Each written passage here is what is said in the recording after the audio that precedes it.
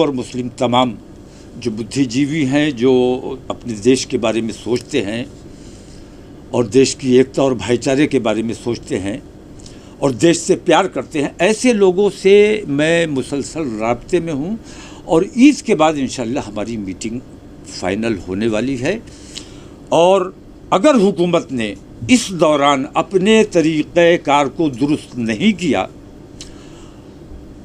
एक तरफ़ा कार्रवाई का अमल जारी रखा और तासुब और नफ़रत, सबका विकास और सबका साथ कहने भर की बात है, वरना सच्ची बात ये है कि ये एक नारा भर है, असल में इस पर अमल नहीं हो रहा है। इसलिए मैं हुकूमत से मांग ये करता हूँ कि अभी 10 दिन हैं, इन 10 दिनों में अपना तरीक़ा-कार दुरुस्त कर लें, वरना हम दिल्ली से इंशाअल्लाह ये ऐलान होगा ईद के बाद कि हम देशव्यापी जेल भरो आंदोलन इंशाअल्लाह, और उसमें हिंदू मुस्लिम तमाम लोग शामिल होंगे जो अपने देश से प्यार करते हैं।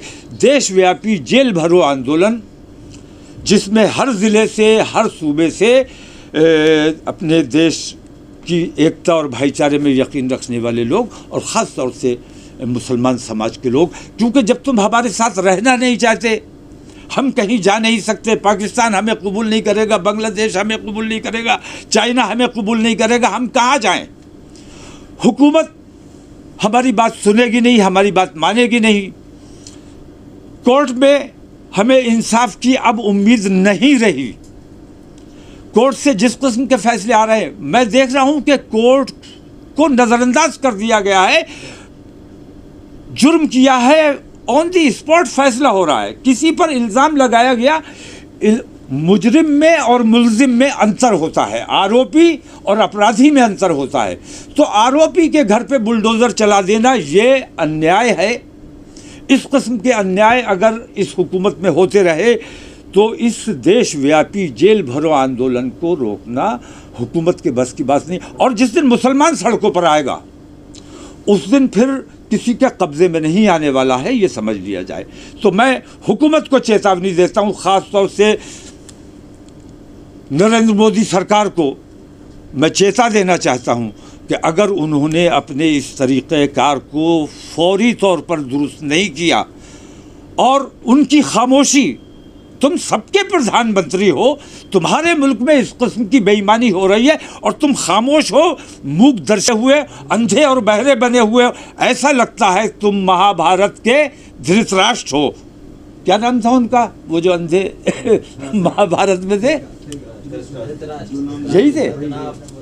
तो धृतराष्ट्र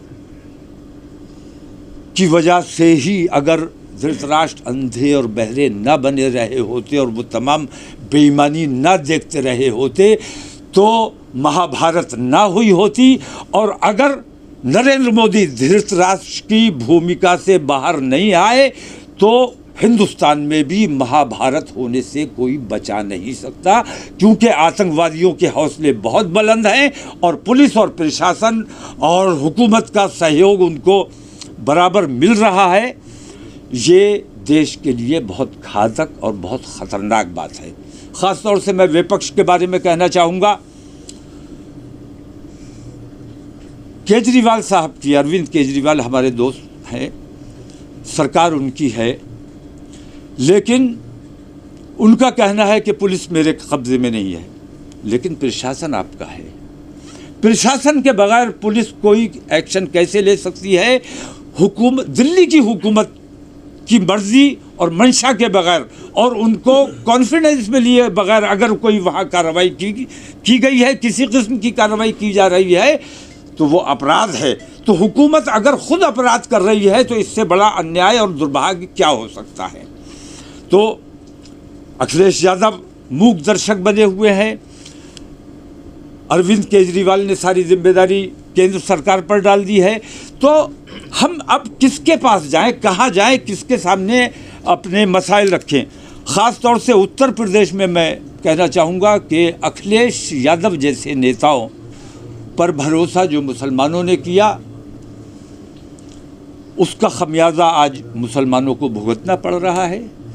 मैं उत्तर प्रदेश की एकता और अखंडता और देश प्रेम में यकीन रखने वाले तमाम समाजवादी के विधायकों से ये अपील करता हूं कि समाजवादी पार्टी से उन्हें तुरंत इस्तीफ़ा दे देना चाहिए, वरना कल चुनाव आएगा तो तुम मुसलमानों को मुंह दिखाने के लायक नहीं रहोगे।